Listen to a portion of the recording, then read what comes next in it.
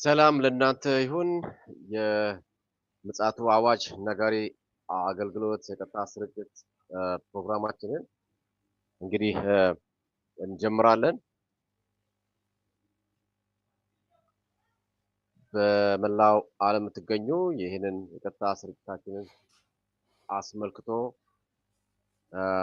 በዛሬው ዕለት ይህንን ፕሮግራማችንን ለመካፈል መጣችሁ ወገኖች እንኳን በደህና መጣችሁ።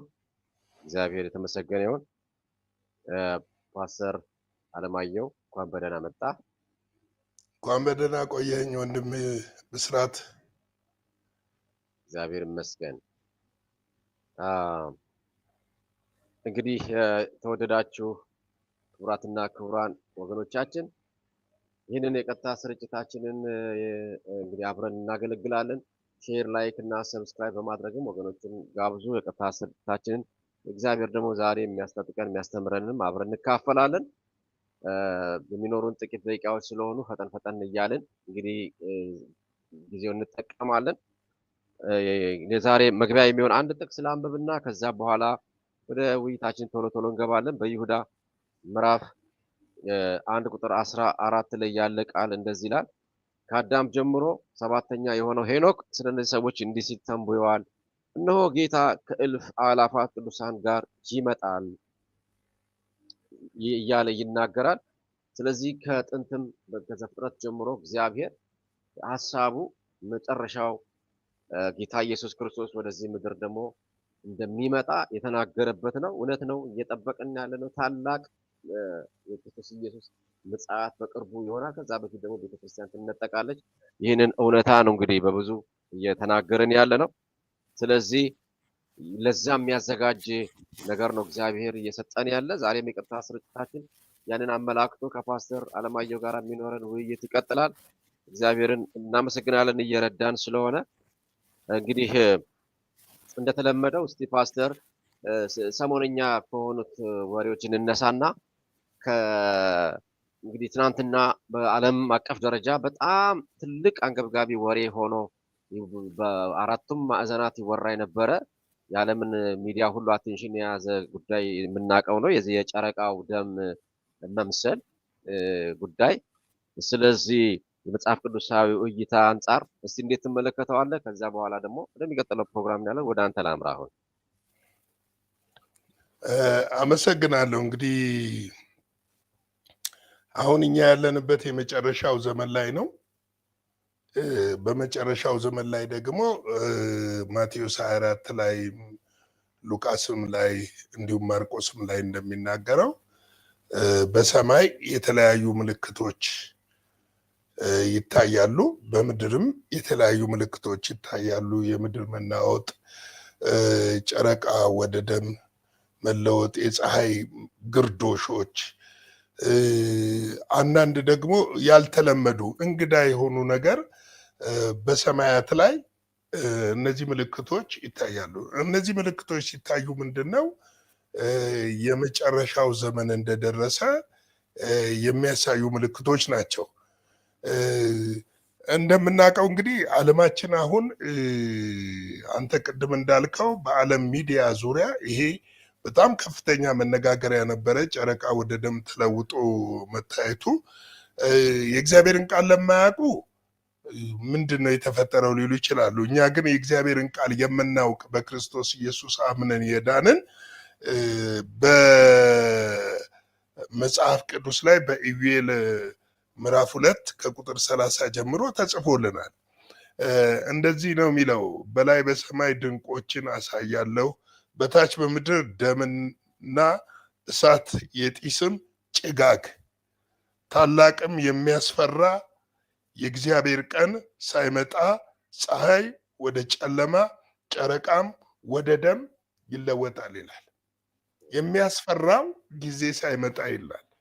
እንግዲህ ይሄ ብቻ አይደለም። አሁን በዓለም ላይ ሌላው ምንድን ነው? ሰሞኑን ዓለምን ወደ ሶስተኛው ዓለም ጦርነት ሊጋብዝ የሚችሉ ነገሮች በየስፍራው እየታዩ ነው ያሉት። በተለይም በምስራቁ አካባቢ ማለትም በሰሜን ኮሪያ አካባቢ የአሜሪካና የደቡብ ኮሪያ የ10 ቀን የፈጀ ወታደራዊ ልምምድና የሰሜን ኮሪያ የሚሳኤል ሙከራና ወታደራዊ ዝግጅት ወታደሩ ተዘጋጅቶ እንዲቀመጥ መደረጉ እንዲሁም ደግሞ ወደዚህ ወደ ኢራን ስንመጣ በኢራን ወደብ አንድ የባህር ወደብ መነሻ በማድረግ የኢራን የቻይና እና የራሽያ የመርከብ ላይ ወታደራዊ ልምምድ ማድረግ መካከለኛው ምስራቅ ላይ ደግሞ ስንመጣ እስራኤል እና አሜሪካ የአየር ኃይል ልምምድ ማድረጋቸው እነዚህ እንግዲህ በዙሪያችን የምናያቸው የጦርነት ወሬዎች ከተፈጥሮ ነገር ጋር አያይዘ ስትመለከተው ዘመኑ እንዳለቀ በግልጽ ያመለክታል። እንግዲህ ይሄ ጦርነት ወሬው እንዳለ ሆኖ ዓለም በብዙ ነገር ሊስማማ ያልቻለበት ያው መጽሐፍን ስናነብ ሐሰተኛው ክርስቶስ ሲነሳ አንዱ ሰዎች አምላክ ነኝ ብሎ በሚያውጅበት ሰዓት እንዲቀበሉት ከሚያደርጋቸው ነገሮች አንዱ ምንድን ነው? አሁን እየተመሰቃቀለ ያለው ዓለም ማረጋጋት ነው አንዱ የሚያደርገው። ማለትም ጦርነቶቹን በሰላማዊ መንገድ መቋጨት፣ አሁን ላይ የተጀመረውን የኢኮኖሚ ጦርነት ዓለምን አንድ የኢኮኖሚ ስርዓት አንድ የገንዘብ መግዣ ገንዘብ የማድረግ ሁኔታዎች አሉ። በዚህ ጊዜ ነው እንግዲህ ወደ እስራኤል መቅደሱ ላይ የሚነግሰውና እነሱም መሲህ መጣ ብለው የሚቀበሉት በእንደዚህ መልክ ነው። እና እነዚህ ምልክቶች የሚያመለክቱን ጦርነቱ የሚያመለክተን የፀሐይ ግርዶሹ የሚያመለክተን የጨረቃ ወደ ደም መለወጥ የሚያመለክተን የመሬት መናወጡ በየስፍራው የመሬት መንቀጥቀጥ፣ ጎርፎች፣ የተለያዩ አደጋዎች የሚያመለክቱን ምንድን ነው ብለን ስንመለከት የተጻፈው ነገር ነው እየሆነ ያለው። ከተጻፈው ውጭ አይደለም እየሆነ ያለው። ሰዎች መጽሐፍን ስለማይመረምሩ በዚህ በመጨረሻ ዘመን መጽሐፋቸውን ስለማይመለከቱ እንጂ የሚገርም ነገር በመጨረሻው ዘመን ምን አይነት ክፉ ጊዜ ሊመጣ እንደሚችል በግልጽ ያስቀምጣል። ለምሳሌ አሁን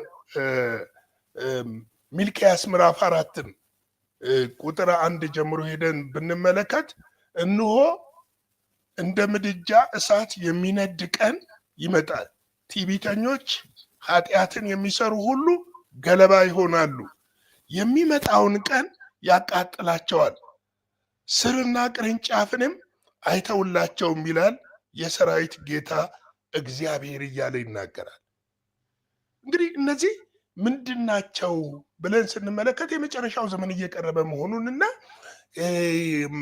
ጢሞቴዎስም ላይ እንደሚናገረው ሁለተኛ ጢሞቴዎስ ምዕራፍ 3 ቁጥር 1 ላይ በመጨረሻው ዘመን የሚያስጨንቅ ዘመን ይመጣል እንደሚለው የሚያስጨንቅ ዘመን ነው ከፊት ለፊት ያለው፣ ለእኛ አይደለም።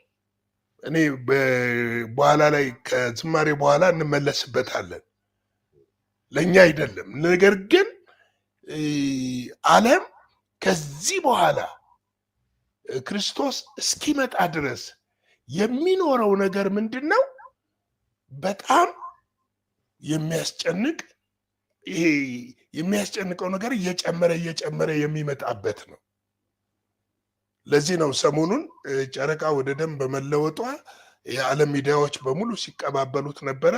ብዙ ደግሞ የመጽሐፍ ቅዱስ ስኮላሮች የእግዚአብሔር ቃል እየተፈጸመ እንደሆነ አመልክተዋል። እየተፈጸመ እንደሆነ ማመልከታቸው ብቻ ሳይሆንም የመጨረሻው ዘመን ምልክት ከሆነው ነገር አንዱ ይሄ እንደሆነ አመልክተዋል። እንግዲህ ጀነራሊ ሰሞንኛውን ስንመለከት ዓለማችን የተረጋጋች አልነበረችም። እንግዲህ ወንድሜ ብስራት ዓለማችን ሰሞንኛው ስትመለከተው የተረጋጋ አልነበረም። እዚህም እዛም በጣም አስጨናቂ ነገሮች ነው ያሉት። አሁን በዋናነት የሚጠቀሱበት ቦታ 4 ቦታዎች ናቸው። አንደኛው ሩቅ ምስራቅ የምንለው በሰሜን ኮሪያ በኩል የሚፈራ የጦርነት አደጋ አለ። ሁለተኛው እዚህ መካከለኛው ምስራቅ እስከ ኢራን ፋርስ ኤሪያ ድረስ ያለው ነው። ሶስተኛው ባልካን የምንለው አውሮፓን እየበታተነ ያለው የራሽያ እና የዩክሬን ጉዳይ ነው። አራተኛው ደግሞ ፓሲፊክ ኦሽን ብለን የምንጠራው የቻይና እና የታይዋን ውጥረት፣ የቻይና እና የፊሊፒንስ ውጥረት። እነዚህ ነገሮች እንግዲህ ዓለምን በሙሉ ስጋት ላይ የጣሉ ናቸው። ሰላማዊ ብለህ የምትለው ቀጠና ፈጽሞ እየታየ አይደለም። በዓለም ላይ ሁሉ ቦታ እንዴት ነው ይሄ ያበጠ ነገር ሊፈነዳ የተዘጋጀ ነገር እንዳለ ያመለክታል። ወደዚህ ወደኛም ስንመጣ ስጋት አለ። በዚህ በቀይ ባህር አካባቢ ስጋት አለ። በሀገራችንም እንደዚሁ በሰሜኑ ዳግም ጦርነት እንዳይቀሰቀስ ይፈራል። እንግዲህ እነዚህ ነገሮች ሁሉ ማምለጫው ምንድን ነው ብለን ስንመለከት የጌታችን የኢየሱስ ክርስቶስን አምላክና ጌትነት ተቀብሎ በሱ ጥላ ውስጥ መሸሸግ ነው። መሸሸጊያ ሊሆን የሚችለው የእግዚአብሔር ልጅ ኢየሱስ ብቻ ነው። ማምለጫ ሊሆን የሚችለው የእግዚአብሔር ልጅ ኢየሱስ ብቻ ነው። ሌላ ማምለጫ የለም። ዓለም ላይ ያለው ነገር እንደዚህንም አስፈሪ ሆነው። ሌላው ደግሞ ክርስቲያኖች አጥብቀን ልንጸልይ ያስፈልጋል። በተለይ እኔ ስለ ሀገራችን በጣም አዝናለሁ። ምክንያቱም እኔ በውትድርና ውስጥ አልፍ ያለው ለረጅም ዓመታት ቆስያለሁም። ግን እኔ ተወልጄ አሁን እስከምደርስበት ድረስ ይሄ ከሰሜን ኢትዮጵያ ጋር የሚነሳው አባዜ ምን እንደሆነ ሊገባኝ አልቻለም እና የብዙ ትውልድ ደም የጠጣ ምድር ነው። ብዙ ሰው የሞተበት ምድር ነው። አሁን ይሄ ግን ሊደገም አያስፈልግም እላለሁ። ምክንያቱም መጸለይ ያስፈልጋል። ቤተክርስቲያን መሪዎች መጸለይ አለብን። ትውልዳቸውንም ሊያዘጋጁ ይገባል እላለሁ። በተለይ ካውንስሉ አሁን አንድ ጥሩ እርምጃ ጀምሯል። ባለፈው የወንጌል ስርጭት ኮንፈረንስ በአደባባይ ተደርጓል። ይበል እንላለን። ጅማሬው መልካም ነው እንላለን። ሁለተኛው ደግሞ አሁን ሚያዝያ ላይ ከሚያዝያ 6 ጀምሮ ይመስለኛል የጾም ጸሎት አውጀዋል። ይሄ ደግሞ የበለጠ ደስ የሚያሰኝና ሰው መጸለይ እንዳለበት የዞትር ጩኸታችን ነበረ። አንተም ብስራት ታውቃለህ፣ ዞትር እንጮህ ነበር በዚህ ጉዳይ ላይ እና ይሄ ይበል የሚያስብል ነው። እና እንግዲህ ወደ ቀጣዩ ፕሮግራም ሄደን ተመልሰን ደግሞ በዛሬው ርዕሳችን ላይ እንነጋገራለን። በጣም ጥሩ። እግዚአብሔር አምላክ ሀብቶ ይባርክ። ፓስተር እንግዲህ በቀጥታ ስርጭታችንን ታድማችሁ የምትከታተሉ የምፅዓቱ አዋጅ ነጋሪ አገልግሎት የቀጥታ ስርጭታችንን ነው። ክቡራትና ክቡራን አድማጮቻችንና ተመልካቾቻችን እግዚአብሔርን ስለእናንተ እጅግ አድርገን እናመሰግናለን። እንግዲህ ወደ ቀጣይ ፕሮግራማችን እንሻገርና ተመልሰን ደግሞ ወደ ሌላ ውይይት እናመራለን። ባላችሁበት መልካም ጊዜ፣ መልካም ቆይታ። ለወገኖች ሼር ማድረግን፣ ላይክ ማድረግን፣ ሰብስክራይብ ማድረግንም አትዘንጉ። ምክንያቱም አገልግሎት ነው እያገለግለን ያለ ነው። ሼር አድርጉ፣ አብረን እናገለግላለን። በስክሪን በምታገኙት አድራሻም ደግሞ ወደ አካውንታችን በገንዘብ እርዳታችሁም አብሮነታችሁን እንፈልጋለን። ብዙ ስራ ስላለብን እንጮሃለን። እግዚአብሔር ይባርካችሁ። ባላችሁበት መልካም ቆይታ።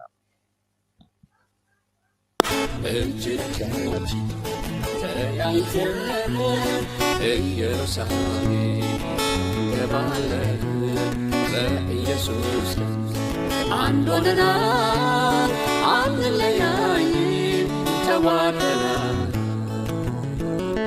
እጅ ለእጅ ተያይዘን ኢየሩሳሌም እንገባለን በኢየሱስ አንድ ሆነናል፣ አንለያይም፣ ተዋደናል። መልክና ጎሳ ደምግባት እውቀት ከቶ አይለየንም ከያዝነው እምነት በቀራንዮ በፈሰሰው ደም እንግዲህ አንድ ነን ሰይጣንም ይፈር እጅ ለእጃችን ተያይዘን ኢየሩሳሌም እንገባለን በኢየሱስ ደም አንድ ሆነናል አንለያይም ተዋደናል በመሃላችን ገደብ አይኖርም አጥር ግድግዳን አይሰራም አሁንም የኢየሱስ ደም አንድ አድርጎናል እንዘምራለን ሃሌሉያ እያል እጅ ለእጃችን ተያይዘን ኢየሩሳሌም እንገባለን በኢየሱስ ደም አንድ ሆነናል አንለያይም ተዋደናል እንደ መልካችን የሁሉም ጸባይ ሁሌ አንድ ባይሆን ምንም ቢለያይ ግን በውስጣችን የያዝነው ጌታ እርሱ አንድ ነው አንድ ነን በቃ እጅ ለእጃችን ተያይዘን ኢየሩሳሌም እንገባለን በኢየሱስ ደም አንድ ሆነናል አንለያይም ተዋደናል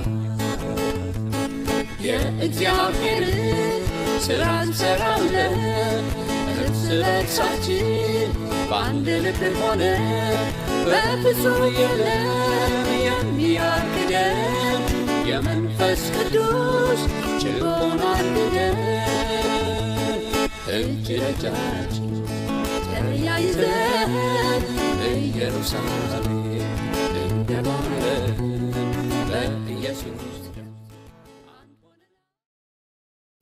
አሜን አሜን አሜን አሜን አሜን አሜን እግዚአብሔር አምላክ የተመሰገነ ይሁን አሜን ሃሌሉያ እጅ ለእጅ ተያይዘን እንግዲህ እንገባለን በጣም በቅርብ ጊዜ መግባታችን አይቀሬ ነው የተረጋገጠ የተደመደመ ነው እግዚአብሔር ይረዳናል መንፈስ ቅዱስም ከኛ ጋር ነው ያለው ቃሉን እየመገበን በመንፈስ ቅዱስ እየሞላን በጸጋው ያስታጠቀን በጸሎትም እጅ ለእጅ ተያይዘን እንገባለን ማንም እንዲቀር አንፈልግም የደከሙትን አበርቱ ስለሚል እንያያዛል ለዚህ ነው እንንቃና ነቃቃ የሚለው መርሃችን እንያያዝ ነው ሌላ ነገር አይደለም አብረን እንወርሳለን ይሄ ሁሉ ዋጋ የተከፈለብን ስንት አመት ሙሉ ኢንቨስት የተደረገብን ነገር እንደቀላል አንጥለው ዋናው ግባችን እዛ ነው አገራችን ለመግባት ነው አገራችን በሰማይ ነውና እግዚአብሔር ይመስገን ወገኖች ቀላል አይደለም እዚህ ፋይት የምናደርገው ነገር አብረን ይህንን አገልግሎት ተደራሽ እንዲሆን አሁንም ለወገኖቻችሁ ለወዳጅ ለዘመድ ለጓደኛ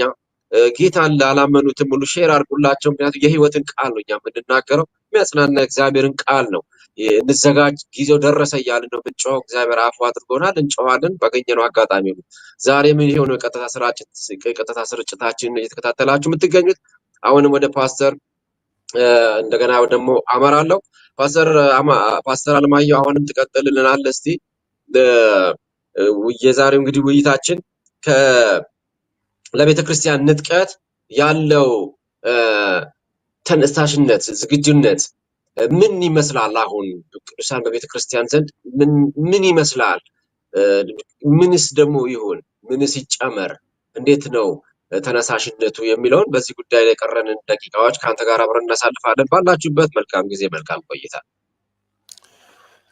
እንግዲህ ወንድሜ ምንድነው ቤተክርስቲያን ምንድነው እየሰራች ያለው የሚለው ማየት ተገቢ ይመስለኛል እኔ አንድ በሀገራችን እንግዲህ በተለያየ ቦታ ዘዋወራለሁ በዚህ በአገልግሎት በሚሽን ስራ ምክንያት ወደዚህ ወደ ባሌም ወደ ሰሜኑም ወደ ምዕራቡም መሃሉም ላይ ደግሞ እንንቀሳቀሳለንና የሚገርም ትልቅ የወንጌል ረሃብ አለ ምድራችን ላይ ረሃብ አለ በተለይ ወጣቱ ትውልዱ ላይ ያለውን ነገር ስትመለከት ቤተክርስቲያን ምንድነው እየሰራች የሚለውን ነገር እንድትጠይቅ ያደርጋል ኢቨን እንኳን በከተማችን የመዝሙር ኮንሰርቶች ሲዘጋጁ የሚወጣው የምትመለከተው ወጣት ነው። አብዛኛው ወጣት ነው። ይህንን ወጣት ለሁለት ነገር ልናዘጋጀው ያስፈልጋል። አንደኛው ለመጨረሻው ዘመን ተሐድሶ፣ ሙሽራይቱ ለምትዘጋጅበት ተሐድሶ ልናዘጋጀው ያስፈልጋል። ሁለተኛው ደግሞ ምንድነው? ለማይቀረው ከፊት ለፊታችን ላለው ለጌታችን ለኢየሱስ ክርስቶስ ንጥቀት ልናዘጋጀው ያስፈልጋል ትውልዱን። እኔ እንደው አሁን ላይ ዓለም ያለችበትን ሁኔታ እያየን ከመልእክቶቻችን 70% መያዝ አለበት ብዬ የምለው ስለ መጨረሻው ዘመን ዝግጅት ነው። ቤተ ክርስቲያን ይሄን ማድረግ አለባት ብዬ እላለሁ። ምክንያቱም በደጅ ነው እኮ ያለው። ምናልባት እንደው ጳውሎስ ለተሰሎንቄ ሰዎች የጻፈላቸውን አንደኛ ተሰሎንቄ ምዕራፍ 4 ላይ ትንሽ ቃሉን ላንብበው። ምን ይላል? ከቁጥር 13 ጀምሮ ላንብበው። ነገር ግን ወንድሞች ሆይ ተስፋ እንደሌለን እንደ ሌሎች ደግሞ እንዳታዝሙ አንቀላፍተው ስላሉት ታውቁ ዘንድ እንወዳለን። ኢየሱስ እንደሞተና እንደተነሳ ካመንን እንዲሁም በኢየሱስ ያንቀላፉት እግዚአብሔር ከክርስቶስ ጋር ያመጣቸዋልና በጌታ ቃል የምንላችሁ ይህ ነውና እኛ ሕያዋን ሆነን እስኪመጣ ድረስ የምንቀር ያንቀላፉትን አንቀድምም። ጌታ ራሱ በትእዛዝ በመላእክት አለቃ ድምፅ በእግዚአብሔር መለከት ከሰማይ ይወርዳልና በክርስቶስም የሞቱ አስቀድመው ይነሳሉ ይላል። ተስፋ እንደሌላቸው አትሁኑ ይላል። አየህ፣ አሁን ሰውን ወደዚህ እንዴት እንመልሰው? ምድር እያሳየነው ነው ያሳደግነው። ትሻገራለህ፣ ትወርሳለህ። ምድርን አውራ ሆነን ያሳደግነው። የተጠራው ለዘላለም ርስት ነው። ተመልከት፣ ለዘላለም ርስት የተጠራ ሰው፣ ርስቱ እግዚአብሔር የሆነ ሰው፣ ከምድር ለከበረ ነገር የተመረጠን ትውልድ ምድር ላይ ሰፋ ነው። አሁን እኮ መሪዎች ያውቃሉ እኮ፣ ግን ፍርሃት አላቸው። ይህም ብንሰብክ ለቆ ሊሄድ ይችላል። የሚፈልጉት ሄድ እንዴ? እኛ እኮ ሰው የሚፈልገውን እንድንሰብክ አልተጠራንም። እግዚአብሔር የላከንን እንድንሰብክ ነው የተጠራ ነው። ክርስቶስ እንድንሰብክ ያለንን ነው የተጠራ ነው። እውነት ነው። ለዚህ ከሆነ ጳውሎስ ሲጨናነቁ ተስፋ እንደሌላቸው ሰዎች አትሁኑ፣ እናንተ ተስፋ አላችሁ አላቸው። በክርስቶስ ኢየሱስ ካመናችሁ፣ በሞቱና በትንሣኤው ካመናችሁ፣ እንግዲህ የሚፈጠረውን ነገር ልንገራችሁ። ምንድነው ያ? ኢየሱስ ክርስቶስ በመላእክት ድምፅ ይመጣል፣ በታላቅ ድምፅ ከሰማይ ይመጣል። እኛ በምድር ያለነው ያንቀላፉትን እንኳን አንቀድምም። ንጥቀት አለ። እንዴት ነው? ይህንን እየተናጠቅን ነው ወይ? ተመልከት። ያኔ እኮ ይኸውልህ ከንጥቀት በኋላ የሚሆነው በዚህ ምድር ላይ ለቅሶ፣ ሐዘን፣ ጥርስ ማፏጨት። ልትመልሰው አትችልም። ምናልባት ተሰውተህ በሰይፍ ተሰውተህ ትነጠቅ ከሆነ ትሄድ ከሆነ ነው እንጂ ታላቅ ቅድም አንብቤዋለሁ። ታላቅ የመከራ ቀን ይመጣል። መቼ? ከንጥቀት በኋላ። እንዴት? በዚህ ምድር ለቀሩት። ለዚህ ነው ለእህቶቻችን፣ ለወንድሞቻችን፣ ለወገኖቻችን ወንጌል መንገር ያለብን፣ መስበክ ያለብን። ለዚህ እኮ ነው ጌታ ኢየሱስ ክርስቶስ ምን አለ? ቀን ሳለ የላከኝን ልሰራ ተጠርቻለሁ፣ ልፈጽም ይገባኛል። የላከኝን ስራ ልፈጽም ይገባኛል። ቀን ሳለ እግዚአብሔር አገልጋዮች እንደኔ መጋቢ የሆናችሁ አገልጋይ የሆናችሁ እዚህ ፕሮግራም ላይ ቅዱሳን ወንድሞቼና እህቶቼ የቤተ ክርስቲያን ምዕመናን የሆናችሁ በሙሉ እንድትሰሙ የምፈልገው ቀኑ ደርሷል። ትውልድን እያዘጋጀ ነው ወይ? ዝግጅቱ ምን ይመስላል ነው? እንቅልፍ ብሎናል። ተኝተናል ወይ? ገና ነው ብለን ሰዓቱ ገና ነው ብለን ዘመኑ ገና ነው ብለን ተኝተናል ወይ? በእንቅልፍ ላይ ነን ያለነው ወይ? ነቅተናል ወይ? እኔ የቤተ ክርስቲያን ስም ግን አልጠራህልህም። አንዳንድ ጊዜ ከባለቤቴ ጋር አንድ እረፍት ሲኖረኝ አዲስ አበባ ውስጥ ሆን ወደ ክፍለ ሀገር ሳልወጣ ስቀር ብዙ ቸርቾቻችን ወደዛ ስለሆነ ያሉት ሳልወጣ ስቀር አንድ ቤተ ክርስቲያን እሄዳለሁ። 10ም 15 ደቂቃም ቢሆን መልእክቶቻቸውን ከንጥቀት ጋር ያያይዙታል፣ ከመጨረሻው ዘመን ጋር ያያይዙታል። ጌታ ይባርካቸው። የዘን ቤተ ክርስቲያን መጋቢ ማለት እፈልጋለሁ። ምክንያቱስ ዘመኑ ደርሷል፣ ሰዓቱ አልቋል፣ ጊዜው አልቋል። እንዴ ነገር ከተፈጸመ በኋላ እኮ በዚህ ምድር ላይ ወንጌል የሚሰብክልህ ሰው አታገኝም እኮ። ይናፍቃል፣ ደጆቹ ይዘጋሉ። ደጁ ሳይዘጋ ዛሬ ቀን ሳለ ወገኖቼ ወደ ኢየሱስ ክርስቶስ ኢየሱስ ጉያ እንምጣ። የምድር ነገር ያልፋል፣ ያከማቸነው ያልፋል፣ የሰራነው ፎቅ ያልፋል። ትናንት በሳጥን ተሸክመን የሆነ መካነ መቃብር ወስደን ያስቀመጥናቸው ሰዎች እንዳሉ ሁሉ ትተውት እንደሄዱት ሁሉን ትተነው እንሄዳለን። ትተን የማንሄደው ግን አንድ ነገር አለ። በዚህ ምድር ላይ የወሰነው ውሳኔ ለዘላለም ከክርስቶስ ጋር ያኖረናል። በዚህ ምድር ላይ ዛሬ ቀን ሳለ ሳይጨልም ወደ ኢየሱስ ጉያ ፈጥነን ፍቅር ወደ ሆነው ጌታ ወደ ሞተልን ወደ ከሙታን መካከል ወደ ተነሳው ተመልሶ ወደሚመጣው ወደዚህ ጌታ በጽድቅና በኃጢአት ላይ ሊፈርድ ወደሚመጣው ጌታ የምንገባ ከሆነ የተባረከ ተስፋ አለን። የተባረከ ተስፋ አለን። እባካችሁ የቤተ ክርስቲያን መሪዎች በእግዚአብሔር ፍቅር በፍጹም ትህትና እንለምናችሁ፣ ከሆያ ሆዬ ጩኸት እንውጣ፣ እንስከን። ዓለም ላይ ምን እየተፈጸመ እንደሆነ እንመልከት። ዘመንን እንመርምር።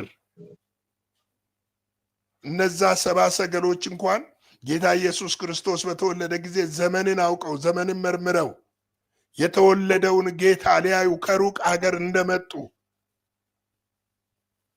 ያ ክርስቶስ እግዚአብሔር ልጅ ከመሞቱ በፊት በምድር ላይ ያለ ለደቀ መዛሙርቶቹ እንደተናገረ ለእኛም በቃሉና በመንፈሱ እንደነገረንና እንዳመለከተልን ሊመጣ በደጅ እንዳለ ዘመኑን መርምረን ልናውቅ ያስፈልጋል። ለዚህ ነው ብዙ ጊዜ በየቀኑ የምናቀርባቸው ዓለም አቀፍ ነገሮችን የምናቀርበው ዓለም አቀፍ ጉዳዮችን ለመተንተን አይደለም። ዘመንን እንዲዋጁ ሰዎች ዘመንን እንዲያውቁ ዘመንን እንዲለዩ ከዘመን ጋር መሄድ እንዲችሉ ራሳቸውን እንዲያዘጋጁ እንዲነቁ ለማድረግ ነው። ኤፌሶን ላይ አንድ ቃል አለ። እናንተ የምትተኙ ንቁ፣ ከሙታንም መካከል ተነሱ፣ ክርስቶስ ያበራላችኋል ይላል። አዎ ዓለም ላይ አሁን የሚስብ ነገሮች ወደ ጨለማ ይዞ ሊገባ የሚችሉ ነገሮች፣ የሐሰት ትምህርቶች፣ ሐሰተኛ ነቢያቶች እንደ አሸን የፈሉበት ጊዜ ነው። ለዚህ ነው ትውልዱን ከዚህ ልንታደግና ነጥቀን ለክርስቶስ ኢየሱስ ምጽአት ልናዘጋጅ ለእውነተኛ ወንጌል ልናዘጋጅ ያስፈልጋል።